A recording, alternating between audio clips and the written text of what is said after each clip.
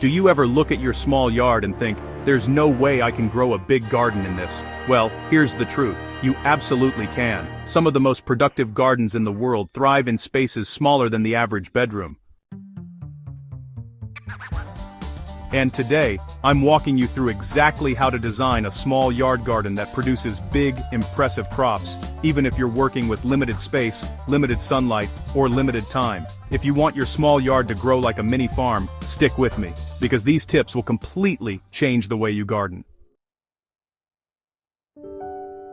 Think of your garden like real estate. Location is everything, and in a small yard, every square foot counts. Before you build anything or buy a single plant, take a few minutes to study your yard. Walk around during the morning, midday, and evening.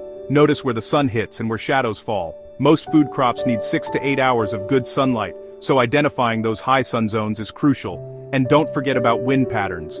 Do you have a corner where the wind constantly whips through?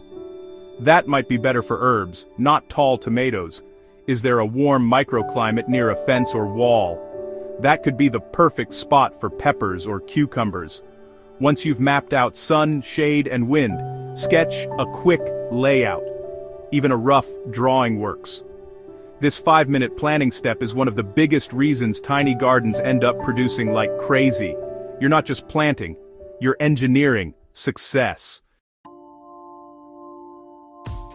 In a small yard, raised beds and containers are absolute magic. Why? Because they give you full control over soil quality, and high-quality soil equals high-yield crops. A simple 4x4 raised bed can hold enough vegetables to feed a small family all summer long, if managed well.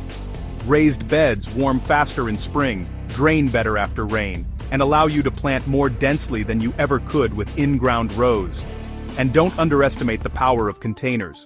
Tomatoes, peppers, potatoes, herbs, cucumbers. You can grow all of them in containers if you choose the right size and soil mix.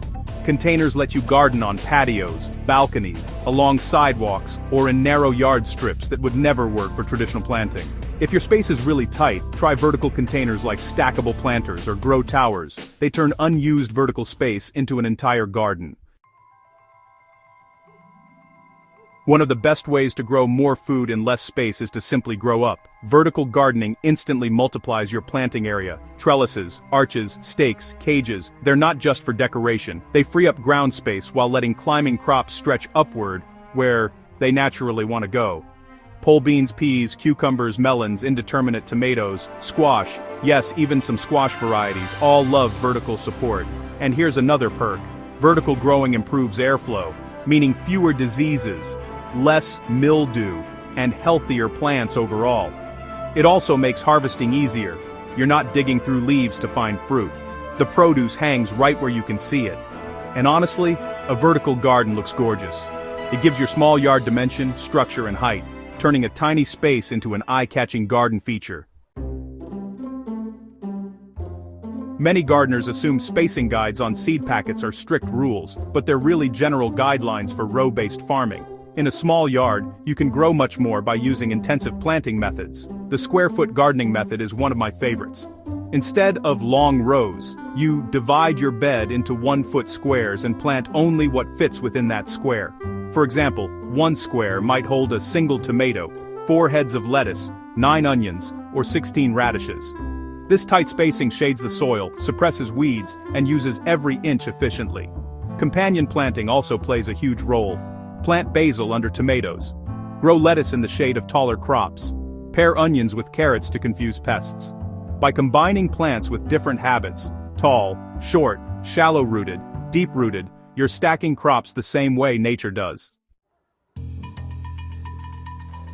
When space is limited, the last thing you want to do is fill your garden with low-performing crops, unless you absolutely love them. If you want maximum food from minimum space, choose plant varieties that give you a lot back. Some of the highest-yielding crops for small yards include cherry tomatoes, pole beans, zucchini, cucumbers, leafy greens like kale and lettuce, peppers, potatoes in containers, and herbs like basil, parsley, and chives. These plants crank out harvest after harvest, giving you an impressive return on your efforts.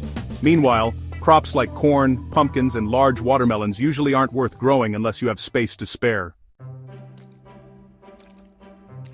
This is one of the biggest secrets of high-production gardening. Don't leave empty soil empty. The moment a crop finishes, like lettuce that's bolted or beans that have completed their cycle, replace it with something new. Start your garden in spring with fast growers, like radishes, spinach, and peas. When summer hits, switch those spaces to tomatoes, peppers, cucumbers, or beans. As fall approaches, finish with kale, carrots, and fall greens. In a small yard, succession planting can double or even triple your annual harvest. You can follow every tip in this video, but if your soil isn't good, your crops will never reach their full potential. Great soil is fluffy, rich in organic matter, full of beneficial microbes, and able to hold moisture while still draining well. Add compost regularly. Top dress your beds with it. Use mulch like shredded leaves or straw to keep the soil moist and cool. Avoid stepping on your soil, which compacts it and crushes the air spaces roots need. Healthy soil means healthier plants, which means bigger crops, in the same small space. You don't need a giant yard to grow a giant harvest. With smart design, vertical structures, high-yield crops, succession planting, and rich soil, your small garden can outperform even large traditional plots. If you enjoyed these tips, hit like, subscribe, and tell me in the comments.